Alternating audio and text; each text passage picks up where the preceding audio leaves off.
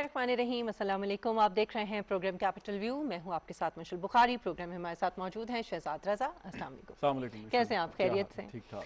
नाज़रीन, अफगानिस्तान में आप जानते हैं कि जो सूरत हाल है इस वक्त ख़ास तौर पर अमरीकी फ़ौज के इनखला को लेकर वो बहुत अहमियत की हामिल है, और फिर इस पूरे खत्ते के लिए ही नहीं बल्कि अमरीका के लिए, पाकिस्तान के लिए और पूरी दुनिया के लिए। अफगानिस्तान के हवाले से जो अहम पेशरफ्त हुई है वो ये है कि बग्राम एयरबेस, जिसको मरकज समझा जाता है, गुज़श्ता 20 बरसों से अमरीकी फ़ौज और नेटो फोर्सेस का, अमरीकी फ़ौज ने वहाँ से वो जा चुकी है।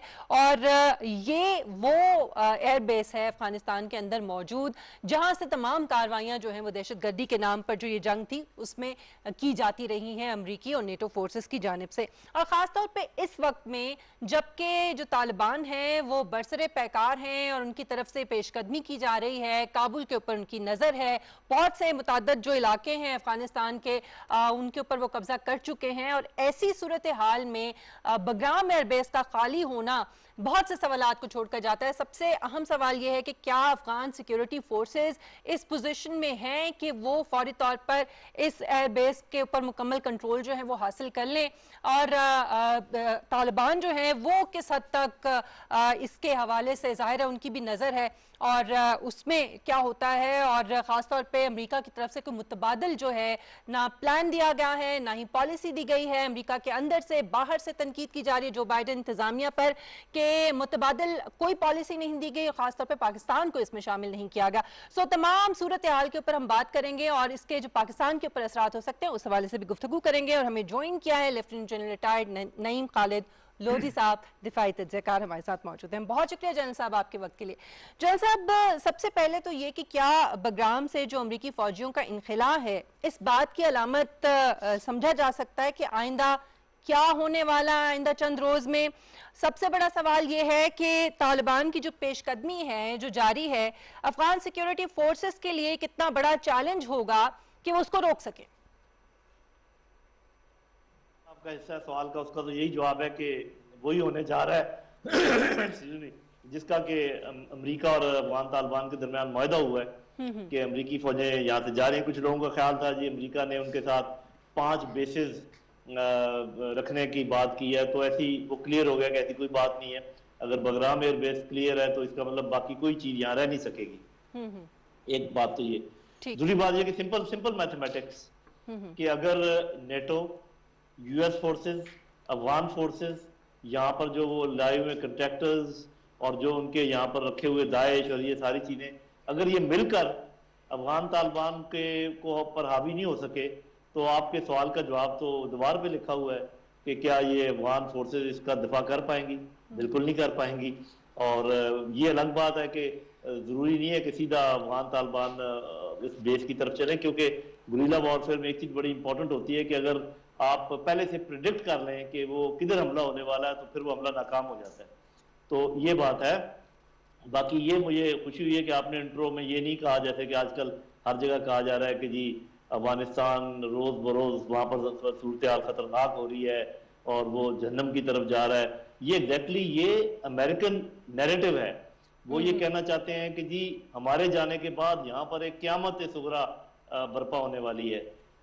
जब तक, और ये हम भूल जाते हैं, आप भी भूल जाते हैं, हम भी भूल जाते हैं कि जब वो यहाँ 20 साल तक थे तो कौन सी यहाँ दूध और शहद की नहरें बह रही थी? यही खाना जंगी तो हो रही थी, 20 साल तक होती रही है। तो उनके जाने के बाद जी सर एक सवाल ये है कि आपने भी फॉलो की होंगी जो रिपोर्ट्स आ रही थी और पाकिस्तान ने मुस्तरद किया अमेरिका की वो उस तमाम डिमांड्स को या उनकी रिक्वेस्ट को कि हमने कोई एयर बेसिस पाकिस्तान ने देनी है। अमेरिकन एयर बेसिस चाहते क्यों थे या उनकी क्या वजह है कि क्या वो ड्रोन के जरिए अटैक करना चाहते हैं? अगर ऐसा वो चाहते हैं तो बगराम एयर बेस को छोड़ने का क्या उनका मकसद है कि जब आपने वहाँ पर अफगानिस्तान में अपना इंटरेस्ट देखना है, वहाँ पर टारगेटेड अटैक्स करने हैं, तो फिर ये एयर बेस छोड़ के तो आप वो नहीं कर सकेंगे? क्या आप फिर अपने जो एयरक्राफ्ट कैरियर हैं उनके जरिए वो इस्तेमाल करेंगे आप? जी, पहली बात तो ये है कि ये सवाल बहुत पूछा जाता है कि जब अमेरिका के इंटरेस्ट एंड्योरिंग है तो वो यहाँ अफगानिस्तान से जा क्यों रहा है? तो इसका जवाब आपको मालूम नहीं है कि वो यहाँ से क्यों जा रहा है? क्या आप मेरे मुंह से सुनना चाहते हैं? अरे भाई, वो अफगान तालिबान के हाथों शिकस्त खाने के बाद जा रहा है। ये आप बिल्कुल बाशगाफ अल्फाज में मुझसे क्यों करवाना चाहते हैं? वो यहाँ से अगर आप ये बगराम एयर बेस और बाकी बेसिस की देखें कि जिस तरीके से उन्होंने तैयारी की थी, वो सारी उम्र यहाँ रहना चाहता था।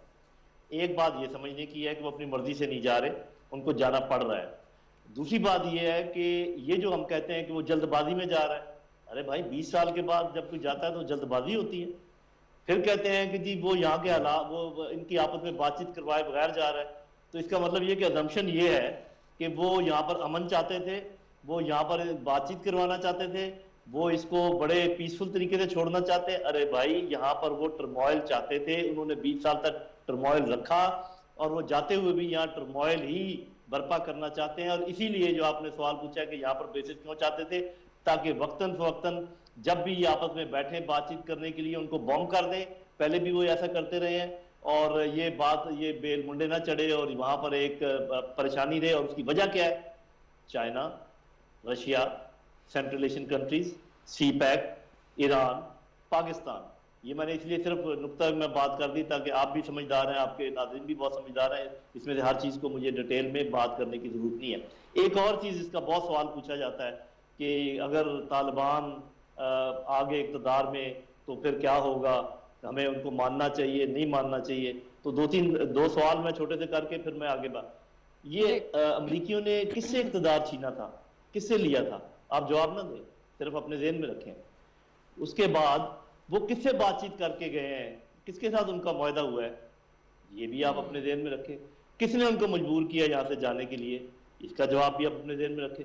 तो फिर इन तीनों सवालों का जवाब आपके पास अगर है तो आज किसका हक बनता है अफगानिस्तान पर हुकूमत करने का? तो ये जो कंडीशंस पाकिस्तान के बहुत अच्छे प्रिंसिपल्स हैं कि हमारे कोई फेवरेट्स नहीं होने चाहिए, एक, और दूसरा अफगान लेड अफगान ओन्ड जो सोल्यूशन है वो होना चाहिए। फिर ये क्यों कंडीशन लगाते हैं कि अगर ऐसा हुआ तो हम नहीं मानेंगे, अगर वैसा हुआ तो हम मानेंगे? सही जनरल साहब, आप ही की बात को मैं आगे बढ़ाऊंगी। तालिबान बहरहाल एक हकीकत है अफगानिस्तान के अंदर, उनकी ताकत, जी उनकी ताकत जो इस वक्त है उससे भी कोई इनकार नहीं कर सकता। तो ज़रूरत तो और वसी तर मफाद में अफगानिस्तान के इस वक्त ये है कि कौमी धारे में उनको शामिल किया जाए। कुछ इशारे भी मिल रहे हैं और ख़ासतौर पे बगराम एयरबेस से अब अमरीकी इनखला के बाद खैर मकदम भी किया है तालिबान की तरफ से तालिबान ने। आप समझते हैं कि अगर ऐसा नहीं होता, जो इख्तिलाफात हैं वहाँ पर मुख्तलिफ पोलिटिकल पार्टीज़ के अंदर और अफगान हुकूमत के तालिबान के साथ, फौजी असासों का एक खजाना है इस बगराम एयरबेस के ऊपर, जो अभी भी कहा जा रहा है कि 50% जो है वो मौजूद हैं वहाँ पर, तमाम असलहा और बारूद वगैरह। तो आप समझते हैं कि अगर कब्जा हो जाता है तालिबान का इस एयरबेस पर, तो और अगर आपस में कोई जो है वो कौमी धारे में भी शामिल नहीं होते और मामलात भी ठीक नहीं होते, तो ये खतरनाक बात हो सकती? जी, पहली बात तो ये एक आध बात मैं करना चाहूंगा। देखिए, तालिबान को कौमी धारे में शामिल नहीं किया जाना, तालिबान ही कौमी धारा है, वो बाकियों को शामिल करेंगे इस कौमी धारे में। ये बात तो बड़ी सिंपल है, मैं तो हैरान होता हूँ कि ये समझ में क्यों नहीं आती।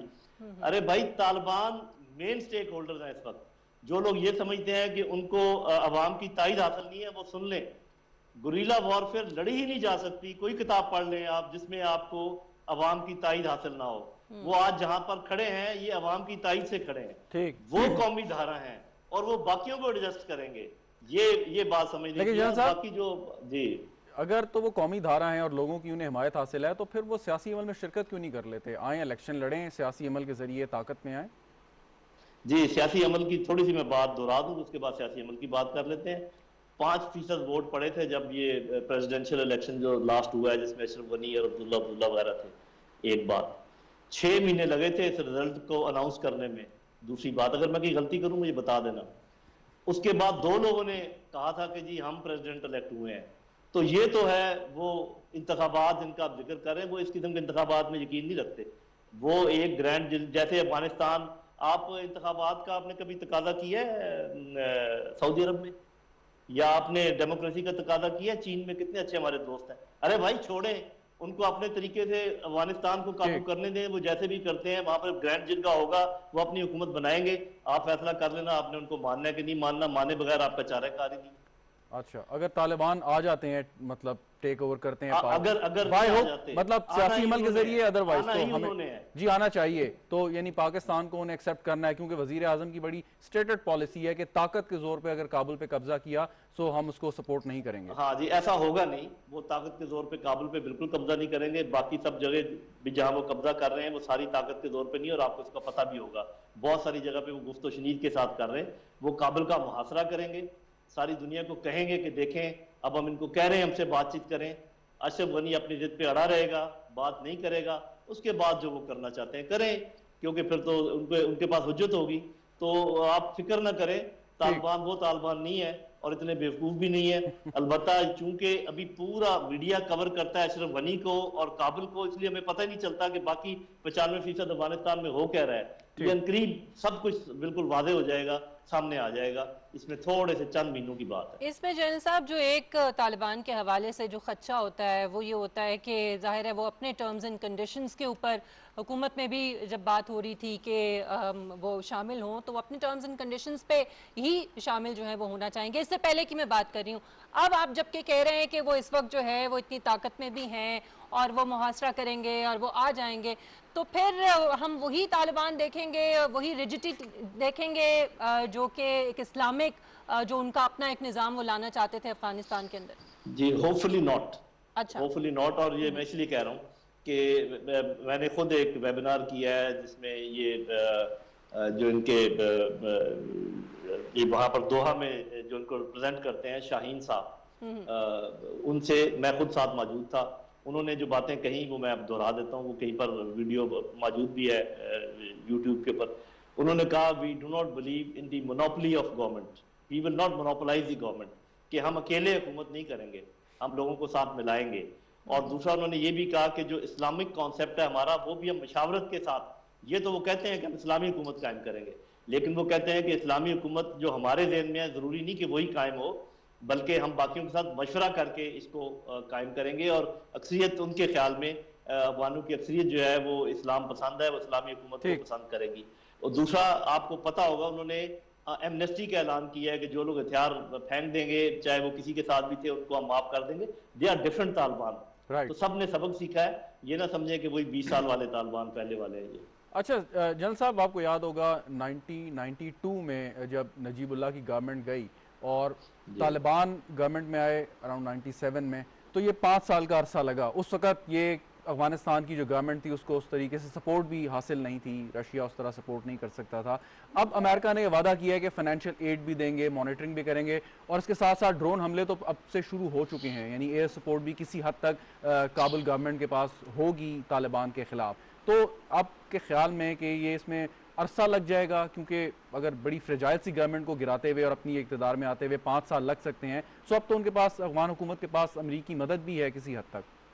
जी, एक तो ये है कि जो ही अमेरिका का आखिरी सिपाही यहाँ से निकल जाएगा बहुत तेजी से तब्दीली आएगी दोनों जगह पर, अमेरिका के एटीट्यूड में भी और अफगान तालिबान के एटीट्यूड में भी।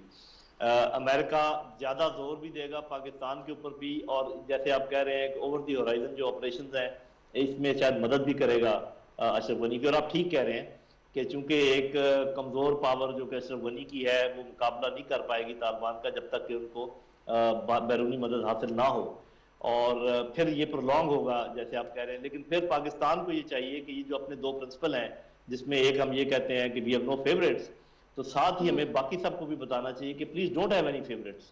ये नहीं हो सकता कि ईरान के फेवरेट्स हों, अमेरिका के फेवरेट्स हों, हिंदुस्तान के फेवरेट्स हों and we have no favourites. This is I mean illogical. और इसी तरीके से फिर जब आप कहते हैं Afghan led Afghan own solution, तो फिर देन लीव देम अलोन। उनकी एक हिस्ट्री है, उनकी एक जोग्राफी है, उनका एक कल्चर है, वो हमेशा से ऐसे ही अपने फैसले करते हैं, एक दूसरे का दौरे बाजू आजमाते हैं, ग्रैंड जिरगा होता है, एक गवर्नमेंट बनती है दौरे बाजू के तनासिब के हिसाब से, उसके बाद अफगानिस्तान चलना शुरू हो जाता है नॉर्मल। उनको ऐसे ही करने दें। अगर आपने कोई और अपना सोल्यूशन ठोसने की कोशिश की तो फिर प्रॉब्लम होगा। तो देखते हैं आगे क्या होता है, फ्लूइड सिचुएशन है। आप ठीक कह रहे हैं, ये भी हो सकता है जो आप कह रहे हैं, और मैं जो समझ रहा हूँ वो ये समझ रहा हूँ कि अफगानिस्तान अच्छाई की तरफ जा रहा है, रोशनी की तरफ जा रहा है, बेहतरी की तरफ जा रहा है। ये सारा वावेला जो मचा रखा है ये नैरेटिव है अमेरिका का। आप समझते हैं कि आम आदमी की जिंदगी इन 20 सालों में बेहतरी की तरफ गई है इस शोरज़दा इलाके में, इस मुल्क के अंदर? कतई क्योंकि नहीं, जी, कतई नहीं गई। तो और फिर ना ही अमेरिका का ये मंशा था। तो जब किसी के पास इक़्तिदार ही नहीं था और वहां पर अमेरिकन ही के पास सारे थे, और अगर वो बेहतर नहीं हुई तो अब किसको दोष देंगे? पाकिस्तान को या तालिबान को या अमेरिका को या किसको? तो बात यह है कि ना वहां की हुकूमत ने कोशिश की, ना अमरीकियों ने कोशिश की कि अफगानों की जिंदगी को बेहतर बनाया जाए। आपको याद होगा जब अफगान तालिबान की हुकूमत थी, पॉपी की कल्टीवेशन का 0 के करीब हो गई थी, लोगों को अमन मिल गया था, लोग आराम से ट्रैवल कर सकते थे। वही दिन वापस आ रहे हैं इंशाल्लाह। जनरल साहब, लेकिन एक बात है, आपने सही कहा कि पाकिस्तान को इंटरवीन नहीं करना चाहिए और ना ही पाकिस्तान की ऐसी कोई स्ट्रैटेजी है, लेकिन आप ये भी जहन में रखें कि अभी जो एक वेव आई है बलूचिस्तान में, जो ट्रूप्स पे हमारे अटैक हो रहे हैं और बड़ी बेदर्दी से उनको शहीद किया जा रहा है, टारगेटेड हमले हैं ये, तो वो हो तो वहीं से रहे हैं जो लॉलेस एरिया है अफगानिस्तान के। अगर अफगानिस्तान में क्योस होती है, किसी किस्म का कोई सेटलमेंट नहीं हो पाती, तो हम तो उसका नुकसान ही उठा सकते हैं। बिल्कुल, उसका इन्फ्लक्स ऑफ रेफ्यूजीज और टेररिस्ट अटैक। लेकिन आप ये याद रखें कि जो अटैक होते हैं हमारे पास, वो तहरीक तालिबान पाकिस्तान करती है। और आपको स्पेशली मैंने कई दफा ये बताने की कोशिश की है कि अफगान तालिबान और तहरीक तालिबान पाकिस्तान चीजें हैं। हाँ जी, आई एग्री विद यू, चाहे जो भी, लेकिन तो सर वहां पर कोई ऐसी हुकूमत आएगी जो अपनी रिट कायम कर ले, और हमें मदद करनी चाहिए अफगानों को अपनी रिट कायम करने की, तो ये जो बुझते हुए चिराग भड़क रहे हैं ये खत्म हो जाएंगे। आप बिल्कुल दुरुस्त फरमा रहे हैं। मैं सिर्फ बात कर रहा हूँ, यकीनन स्टेबल गवर्नमेंट होगी तो वो लॉलेसनेस नहीं होगी। मैं सिर्फ उस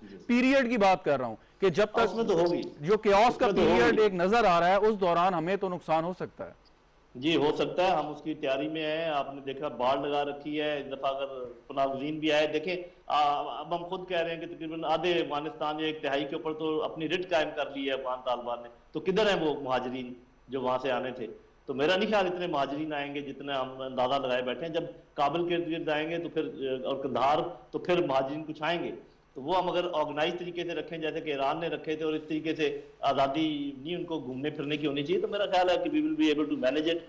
और हमें चाहिए कि ईरान से बात करें, बाकी नेबर्स से बात करें, चीन और रूस को कहें कि मामलत की जाए इनकी इकोनॉमिकली और पॉलिटिकली, ताकि ये मामला जल्द निपटे।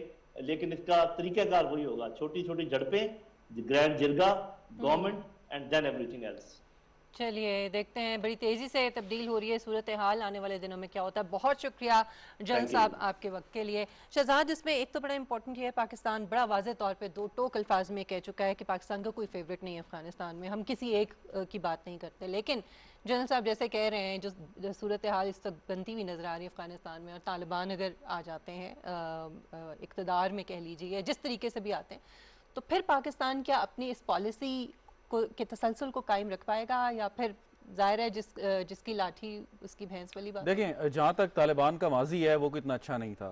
ह्यूमन राइट्स रैकेट की आप बात कर लें, वुमेन राइट्स के रैकेट की आप बात करें, लेकिन और भी बहुत से ममालिक हैं जहाँ पे, मैं किसी का नाम नहीं लेता, जहाँ पे ये सारी वायलेशन होती हैं। तो Pakistan as a sovereign state एक दूसरी सॉवरेन स्टेट को रिस्पेक्ट देते हुए सिर्फ एहतजाज कर सकता है, बात कर सकता है मुख्तलिफ फोरम्स पे, लेकिन ऑब्वियसली हम इम्पोज नहीं कर सकते।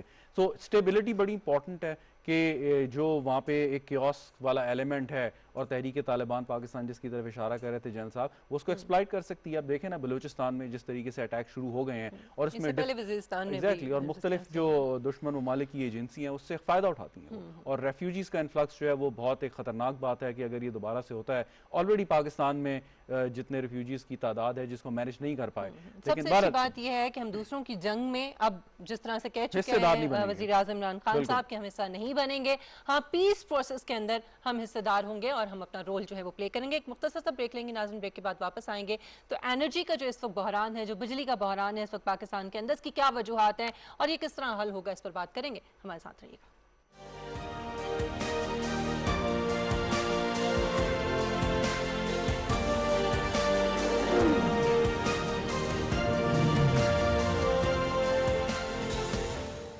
पाकिस्तान की तारीख के सबसे बड़े रियलिटी शो में आप सबको खुशामदीद कहता हूं। बुलंद हौसले, बेबाक इरादे और लाजवाब जज्बा हथियार हैं इन जवानों का जो हिस्सा लेंगे 4th international Pakistan army team spirit के मुकाबले। टीम लीडर तगड़ा है, तो वो टीम फ़र्क डालेगी, जुदा नज़र आएगी पूरे कंपटीशन में। Military profession is not just a profession, it is a passion. So every minute in 60 hours to glory matters. It starts from here and the journey onwards is about the best of the best.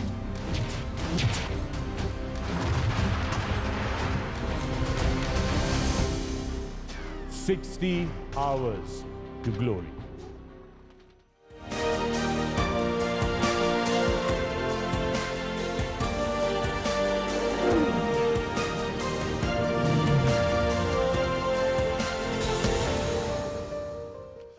नाज़रीन, इस वक्त एक तो गर्मी की शिद्दत पाकिस्तान के अंदर हम देख रहे हैं और दूसरी जानिब जो सबसे बड़ा मसला है इस वक्त बिजली का बहरान है। मुख्तलिफ इलाकों में, शहरों में, देहातों में घंटों की लोड शेडिंग जो है वो इस वक्त जारी है, जिसकी वजह से लोग परेशान हैं। हालांकि हमने देखा कि गुज़श्ता चंद सालों में इसमें बहुत ज़्यादा कमी आई थी और अब एक बार फिर ये सिलसिला शुरू हो गया है। हालांकि हुकूमत ये कहती है कि लोड शेडिंग की वजह इसकी बिजली की किल्लत या इसकी फराहमी में रुकावट नहीं है, तो फिर अगर हमारे पास सरप्लस बिजली मौजूद है तो फिर ये लोड शेडिंग क्यों हो रही है और ये इतना बड़ा मसला जो है दोबारा से क्यों सर उठा रहा है।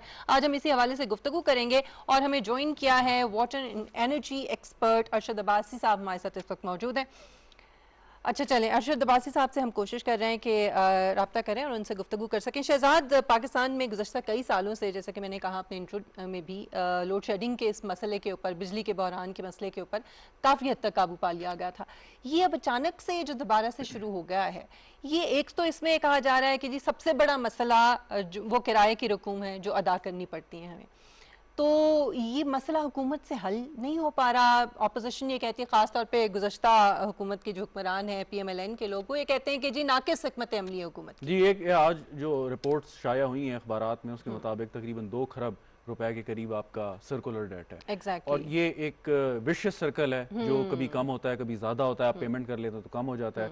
सो पाकिस्तान में जो इस वक्त बिजली का बहरान है, आपने सही कहा कि सरप्लस बिजली हम बनाते हैं तो फिर क्यों नहीं होता। सो ये अजीब किस्म की हमारी एक हिकमत अमली रही है माजी में कि हमने ऐसे मुआहदे दिए कि जो बिजली कंपनियां जो बना रही हैं वो बिजली बनाएंगी और अगर वो इस्तेमाल आपने करनी है करें, नहीं करनी तब भी आपने उन्हें पैसे देने हैं। एक वो सिलसिला। दूसरा, आप जो अगर 100 रुपए की बिजली फरोख्त करते हैं, सो बदले में आपको 40 रुपए या उससे भी कम शायद आपके हिस्से में आते हैं कि जो आपको रिकवरी होती है, जिसमें माजरत के साथ सरकारी इदारे भी शामिल हैं, इसमें बड़ी बड़ी कंपनीज हैं और बहुत सारे ऐसे घरेलू सार्फिन भी हैं कुछ ऐसे इलाकों में जहाँ पे ये काम नहीं होता।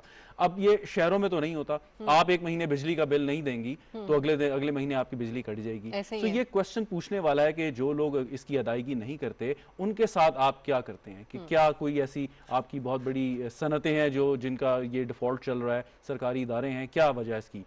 और दूसरी बात एक अहम यह है कि आपका जो पूरे का पूरा इंफ्रास्ट्रक्चर है ट्रांसमिशन का, उसमें बहुत प्रॉब्लम है। जो आपके लाइन लॉसेज हैं, जो इंटरनेशनल स्टडीज़ हैं उनके मुताबिक आपका 10 से 15 या चलें कुछ और थोड़ा सा ज़्यादा कर लें 20 से कम अगर आपके लाइन लॉसेज आ रहे हैं तो वो किसी ना किसी तरह एक्सेप्टेबल आप कर लेते हैं। लेकिन अगर वो 30% से ज़्यादा निकल जाएंगे, सरकारी अदादो शुमार में तो कम, लेकिन वैसे अगर देखा जाए तो ज़्यादा है, तो इसका मतलब है कि हम 30 से 40% बिजली हमारी ज़ाया हो रही है जो बन रही है। सो वो एक बहुत बड़ा प्रॉब्लम है। इस पर हुकूमत ने इनिशिएटिव ली है, कुछ आपकी ट्रांसमिशन डिज़ाइन को अपग्रेडेशन उसकी हो रही है, लेकिन बट अगर आप पूरे पाकिस्तान की बात करेंगी तो पाकिस्तान का इंफ्रास्ट्रक्चर इतना बड़ा है कि उसको ठीक होने में सालों चाहिए, अरबों खरबों रुपया चाहिए। मेरा नाम अरशद अब्बासी साहब ने हमें ज्वाइन जी बिल्कुल, अरशद अब्बासी साहब हमारे साथ मौजूद हैं। बहुत शुक्रिया अरशद साहब आपके वक्त के लिए। अरशद साहब, आम आदमी की समझ के लिए ज़रा आसान अल्फाज में आप बता दीजिए कि अगर बिजली भी सरप्लस मौजूद है पाकिस्तान के अंदर और इसमें कोई फराहमी में भी रुकावट नहीं है, बिजली की किल्लत भी नहीं है, तो जो मसला है वो क्या है, ताकि ज़रा लोगों को थोड़ी सी तसल्ली शायद हो जाए वजूहात जान के। जी बिल्कुल, ये आजकल पाकिस्तान की बिजली का मसला बिल्कुल ऐसे ही है कि जैसे आपके पास फ्लीट तो मौजूद है गाड़ियों का, लेकिन असल मसला है कि इसके अंदर जो फ्यूल यानी ईंधन कौन सा पड़ना है, वो ईंधन की फराहमी का इशू है, यानी सप्लाई चेन का। अब इशू ये है कि इस पर कुछ चलते हैं फर्नेस ऑयल पे और कुछ चलते हैं LNG पे। LNG का जो एक FSR इशू है वो अभी अंडर मेंटेनेंस है, और दूसरी फर्नेस ऑयल के लिए हमने ऑर्डर नहीं किया था, ऑर्डर इसलिए नहीं किया था कि हम ये सोच रहे थे कि गैस LNG काफी है और ये हमें जरूरत नहीं पड़ेगी, लेकिन ऑल ऑफ सडन एक FSRU साइड पे हो गया तो LNG नहीं आ सकी, रीगैसिफिकेशन नहीं हो सकी। इस वजह से अभी हेड ऑफ कराची पैदा हो गया एक। दूसरी जो बात है कि जितनी ऑप्टिमम हमें मिलनी चाहिए बिजली तरबेला से, वो हमें नहीं मिल रही। तो इसकी वजह क्या है? इसकी वजह हिस्सा है। तो इस वजह से ये 3-4 जो अवामिल है, जिस तरह मैंने अर्ज किया कि फर्नेस ऑयल का ऑर्डर ना होना, LNG की एकदम सप्लाई मुनक़ता होना, इस वजह से टेम्परेरी आप कह सकते हैं कि शॉर्टफॉल आ गया। ठीक। और इस शॉर्टफॉल की वजह से पाकिस्तान में बिजली का ये कहते हैं बुरान आ गया। ठीक ठीक। अच्छा, एक जो इशू इन हैंड एक और हम डिस्कस करें, वो सर्कुलर डेट का है। बड़ी खतरनाक हद तक इस वक्त वो खड़ा है। ये कैसे खत्म हो सकता है सर्कुलर डेट? कोई इसका हल है? एक विशेष सर्कल हम सालों से सुनते आ रहे हैं, कभी कम कभी ज्यादा। सर्कुलर डेट का बिल्कुल हल है। ये मुख्तलिफ फोरम पे अभी पेश किया गया है। कभी सर्कुलर डेट की कमेटी बनी थी, लेकिन उस कमेटी ने एक काम किया था, कैपेसिटी पेमेंट पे काम किया था। कैपेसिटी पेमेंट क्या है? यानी ऐसे है कि फर्ज करें जो फर्नेस ऑयल है या LNG है, जो या चले जो सारे थर्मल पावर प्लांट हैं, इसका 1 रुपया इसका टैरिफ है, यानी कीमत है।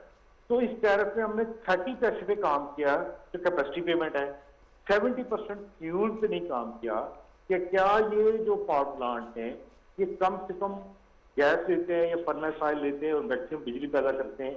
ये एक वो इशू है जो अभी तक जिसके पर देखा नहीं गया, एक बात। और दूसरी बात ये है कि पिछली गवर्नमेंट ने एक बड़ा जुल्म किया। वो जुल्म क्या किया?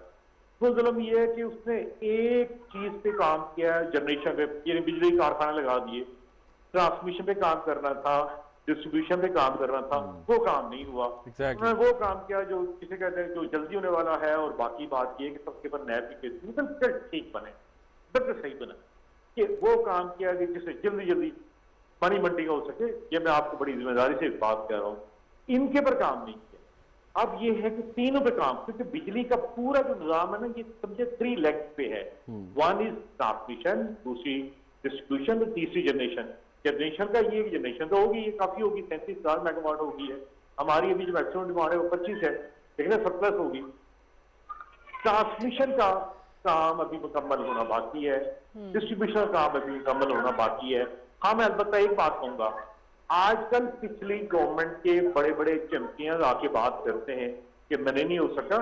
देखिए, नैब के केसेस ऐसे नहीं बने, ये बल्कि परफेक्ट के खिलाफ बने हैं, ठीक बने हैं, क्योंकि जो उन्होंने जो काम किए हैं हाई कीमत पे। देखिए, जो कोल पावर प्लांट यानी कोयले से चलने वाले पावर प्लांट लगे हैं, आप यकीन करें कि दुनिया में टैरिफ इनका 4 सेंट 5 सेंट है, हमने इनको 9 सेंट दिया। आपके सामने सुना होगा आपने कि बावरपुर सोलर पार्क, यानी वहां से जो बिजली बनती है, हमने उसको कितना सेंट दिया है? 14-15 सेंट दिया। दुनिया में 2.5 सेंट की है। महंगी बिजली के एग्रीमेंट उन्होंने बोर लगा के किए, ये जुल्म उन्होंने किया। लेकिन मैं आपको यहां भी ये भी बता दूं, पूरी दुनिया में एक कानून है कि अगर छोटी सी छोटी कोर्ट में कोई स्पेंडिंग हो तो वो आप मीडिया में अपीयर नहीं हो सकते।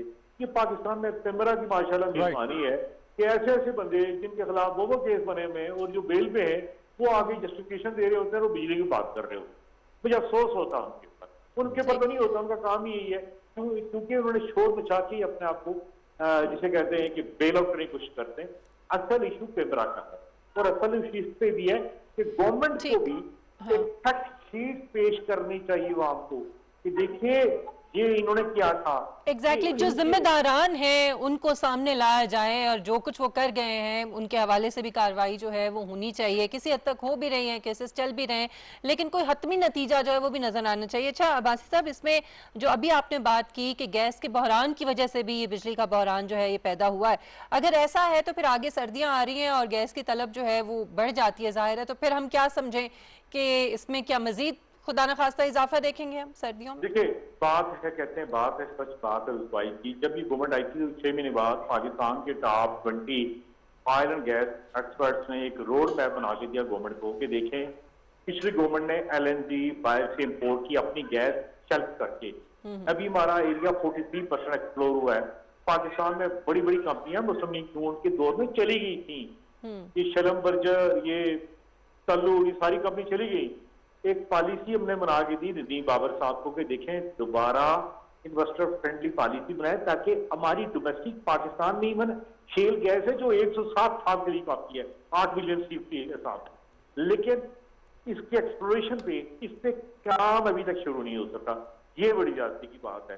यकीन करें जो पिछले एडवाइजर थे, मेरा ख्याल है कि गुलबाशन का क्या नाम है, वो उसको रिलीज कर देना चाहिए, लेकिन ऐसे बंदों को माफ नहीं करना चाहिए जिन्होंने ये क्रिमिनल काम किया कि डोमेस्टिक गैस को एक्सप्लोर नहीं किया। देखिए हमारे यहाँ कोलू, नॉर्थ वजीरिस्तान, ये रन ऑफ कच्छ के साथ, ये हमारे पास एरियाज वो है लो हैंगिंग है।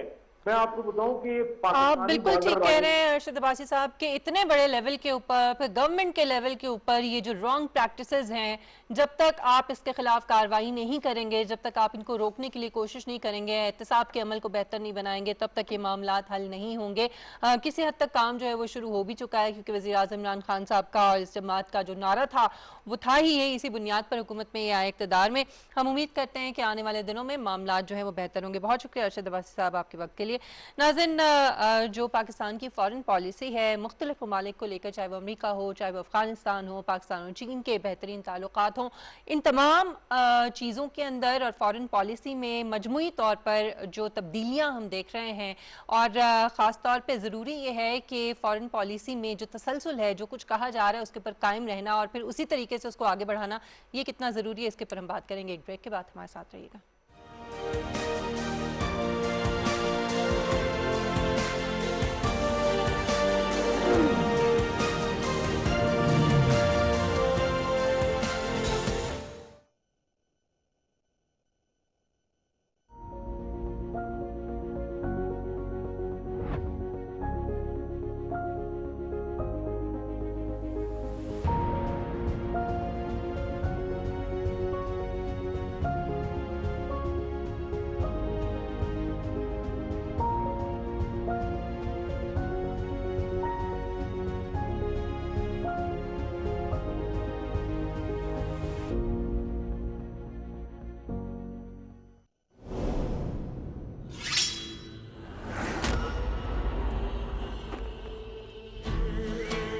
अगर तुम मेरे फर्जंद होते तो मैं बगैर तरद्दुद के तुम्हें सुल्तान बना देता।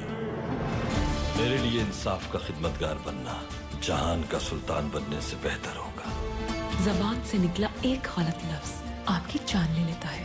अब तुम्हारा सर कलम होने का वक्त आ गया है। अर्तुगरुल अपना वादा जरूर पूरा करेगा। हमने उस सांप की अभी सिर्फ दुम काटी है, उसका सर काटना बाकी है। हलीमा,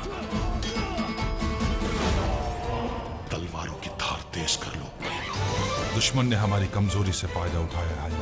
आज के बाद अपनी बातें अपने पास ही रखो। तो वक्त आएगा तो सारी दुनिया देखेगी कि तलवार किसकी गर्दन पर हावी है। जरूरत कैसे हुई तुम्हारी? ये इल्जामात आपको वापस लेना होंगे।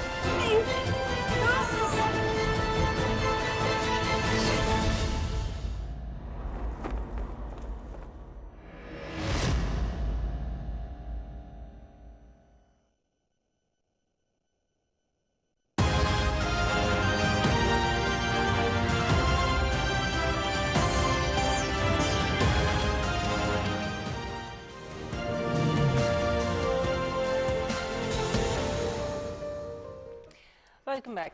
नाज़रीन, अमूमी तौर पर किसी भी मुल्क की जो फ़ॉरेन पॉलिसी है उस पर इलाकाई और जो आलमी तब्दीलियाँ हैं उनके गहरे असरात मुरतब होते हैं। इसके अलावा इन पॉलिसीज़ को मुल्की और जो आलमी इक़्तिसादी मामलात हैं वो भी शदीद मुतासर करते हैं। पाकिस्तान को गुज़श्ता चंद बरसों में इन दोनों अवामिल का बड़ा ख़ास तजुर्बा भी रहा है और अंदाज़ा भी हुआ है। ख़ास तौर पर ट्रंप इंतज़ामिया का जिस तरह से मशरिक़ वस्ता, अफ़गानिस्तान और भारत के हवाले से जो पॉलिसी रही, जो पॉलिसी इख्तियार की उन्होंने, इसने पाकिस्तान को अपनी फॉरेन पॉलिसी को तब्दील करने पर मजबूर किया। और हमने देखा कि इस वक्त अमेरिका जो बाइडन की जो इंतजामिया है और फिर पाकिस्तान और जो बाइडन इंतजामिया के दरमियान जो ताल्लुकात हैं वो इस वक्त हमें बड़े गैर वाज़े नजर आ रहे हैं। फॉरेन पॉलिसी अमेरिका को लेके जो है वो इतनी वाज़े नहीं है, अभी तक उस तरह से राब्ता ऑफिशियली जो है वो नहीं हो पाया है।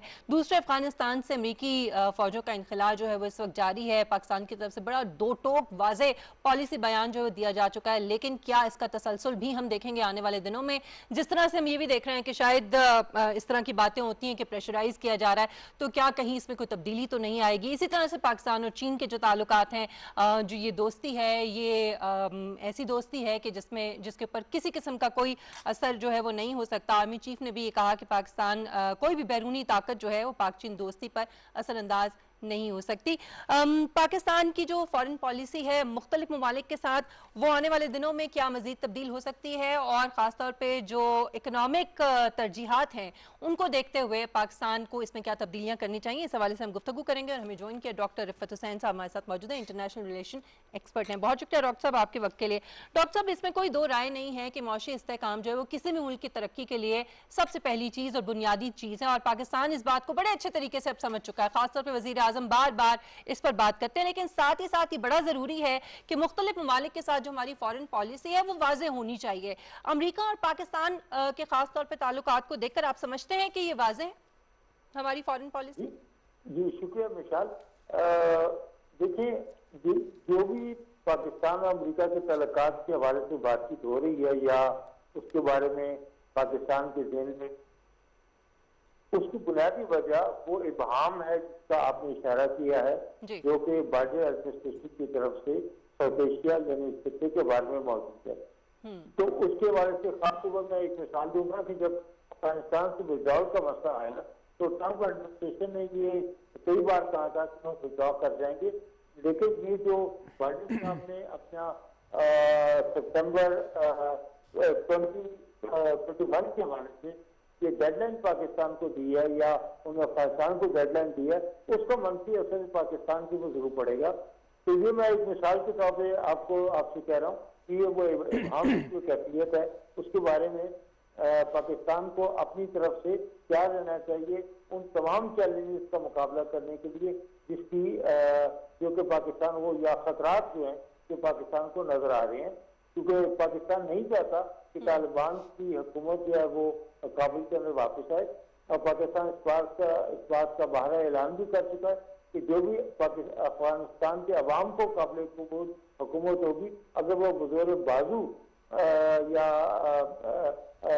बज़ौर ताकत वो हुकूमत वजूद में आएगी तो पाकिस्तान उसको तस्लीम नहीं करेगा। तो ये एक बुनियादी जो पॉइंट ऑफ फ्रिक्शन जो है वो पाकिस्तान और अफगानिस्तान के हवाले से जो तल्लुकात के बारे में पाकिस्तान और अमेरिका के तल्लुकात के ऊपर असरअंदाज हो सकता है। और दूसरी बात मैं ये कहूँगा कि जो बाइडेन एडमिनिस्ट्रेशन जो है वो इस वक्त पूरे तरीके से वो भरपूर तरीके से इंडिया का साथ दे रही है, और इसी के वजह से आपने देखा कि अगर कि उन्होंने ये कहा है कि ह्यूमन राइट्स का एजेंडा उनकी बड़ा शामिल है, लेकिन हम देखते हैं कि उन्होंने अभी तक कोई खातिर का दबाव जो है वो इंडिया के ऊपर नहीं डाला। तो पाकिस्तान इस बारे में भी खायद है कि मुस्तकबिल के अंदर जो अमेरिका है उसकी क्या पॉलिसी होगी और उसके साथ ह्यूमन राइट्स के वजह से उसका क्या एजेंडा है। और अच्छा डॉक्टर साहब एक सवाल है, वैसे तो मैं ये मईशत पे एक सवाल करना चाहता था इंटरनेशनल अफेयर्स के कॉन्टेक्स्ट में, लेकिन क्योंकि आपने अफगानिस्तान की बात छेड़ दी है, यह ज़रा बताएं अपने तजर्बे की रोशनी में कि 20 साल से ज़्यादा का अरसा हुआ अमेरिका यहाँ पर मौजूद है, क्या अचीव किया उसने अफगानिस्तान की इस जंग में? ये देखें, बिल्कुल अचीव कुछ नहीं किया, लेकिन आपको मालूम है कि 20 साल की जो जंग है या जो कॉन्फ्लिक्ट है उसके नतीजे में अमेरिका ने $1 ट्रिलियन भी खर्च किए और 2500 के करीब उसके फौजी भी मारे गए। लेकिन उसका नतीजा क्या निकला कि अफगानिस्तान के बारे में पाकिस्तान जैसे कई मरतबा कह चुका था कि इसका मिलती कोई सोल्यूशन नहीं है, लेकिन इंपीरियल पावर जो है जिसके अंदर अमेरिका एक प्राइम एग्जाम्पल है, वो कभी भी इस बात को मानते नहीं है कि उनको डिफीट हो चुकी है। हालांकि हर मुबस्सिर ये कह रहे हैं, अमेरिका के अंदर से भी आवाज उठ के आ रही है, इसका कोई मिलिट्री सोल्यूशन नहीं है। तो अगर इस बात को अमेरिका आज से 5 साल पहले तस्लीम कर चुका होता तो फिर 5 साल के अरसे के अंदर अमेरिका को एक ऑनरेबल एग्जिट की, और जिस पॉलिटिकल एग्रीमेंट की हम बात कर रहे हैं कि अफगान तालिबान और यूनिटी गवर्नमेंट के दरमियान, उसके लिए वो होमवर्क कर सकते थे। लेकिन जैसा कि आपको याद होगा कि 1975 के अंदर जब अमेरिका को डिफीट हुई तो उन्होंने वियतनाम से भी इसी तरीके से निकले थे कि उन्होंने पीस विद ऑनर, लेकिन ना उसके अंदर कोई ऑनरेबल बात थी और ना ही वहाँ पे पीस भी कायम हुआ, और यही सूरत हाल जो अब अमेरिका को अफगानिस्तान के अंदर भी दरपेश है। सही। अच्छा डॉक्टर साहब, जो बाइडेन ने अब तक जो हम देख रहे हैं कि मशरक़ वस्ता या मगरबी एशिया और इंडो पैसिफिक के हवाले से या उनके बारे में जो पॉलिसी इख्तियार की है, इसमें अपना किरदार मुतय्यन करना इस्लामाबाद के लिए कितना अहम है डॉक्टर साहब? जी वो बहुत अहम है, क्योंकि आपको मालूम है कि जो क्वाड का जो कॉन्सेप्ट है, जिसके अंदर जापान भी है, ऑस्ट्रेलिया भी है और अमेरिका भी है, वो क्वाड की जो पॉलिसी है उसके तहत वो अमेरिका जो है वो पिवट टू एशिया की पॉलिसी की एक कंटिन्यूएशन है। उसके वाले से वो भारत को एक मर्कजी रोल दे रहे हैं इंडिया इंडो पैसिफिक के हवाले से। तो मेरे ख्याल के अंदर ये पॉलिसी कुछ वाज़ेह नहीं है और ठीक भी नहीं है, क्योंकि अब जब आप इंडिया जैसे मुल्क को, जिसने जारियत भी की है, जिसका सिक्योरिटी काउंसिल रेजोल्यूशन की वायलेशन के बारे में भी एक बड़ा अनएनबीएबल रिकॉर्ड है, तो उसके हवाले से मैं समझता हूँ कि अमेरिका की ये पॉलिसी ठीक नहीं है। लेकिन आपको मालूम है कि इंडो पैसिफिक के हवाले से अमेरिका ने इंडिया को पैसिफिक कमांड के अंदर रखा हुआ है और पाकिस्तान को उन्होंने सेंट्रल कमांड के अंदर रखा हुआ है। तो ये भी एक अमेरिका की एक जो है मैं समझता हूँ कि नासमझी है कि वो खिते के अंदर पाकिस्तान जैसी एक मिडिल इकॉनमी को, जिसके सेंट्रल एशिया के साथ बड़े राबित हो सकते हैं, अच्छे हो सकते हैं, अफगानिस्तान के को हम स्टेबलाइज भी कर सकते हैं, लेकिन इसके लिए अमेरिका को एक स्ट्रेटेजिक रीथिंक की जरूरत है, जिसके हवाले से वो इस खिते के अंदर अपनी पॉलिसी वाज़ेह तौर पर मुतय्यन करे। उसमें पाकिस्तान की जो जोग्राफियाई जो हैसियत है उसको मुसलमान तौर पर तस्लीम करें और फिर इसी के हवाले से वो अपनी पॉलिसी के कदोखाल मुतय्यन करें। तो जब तक ये सारी चीजें वाज़ेह नहीं होती तो मेरे ख्याल में Pakistan will have no choice but to fall back on his friendship with China, जो कि टाइम टेस्टेड भी है।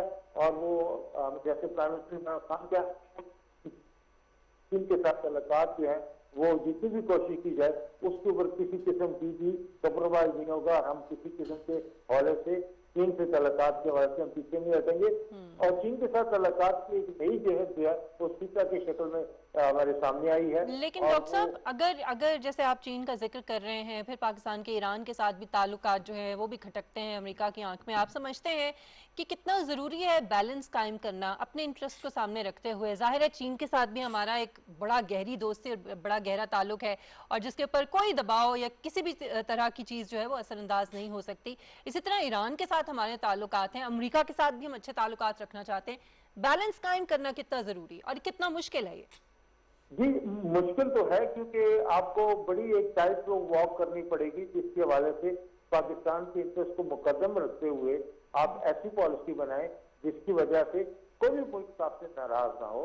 तो इंडिया को मैं एक तरफ पहले रख देता हूँ कि उसका एक आइडियोलॉजिकल एजेंडा है, हिंदुत्व के हवाले से है, कश्मीर के, और इंडिया ने किसी किस्म की भी कोई कंसेशन पाकिस्तान को अभी तक नहीं दी है।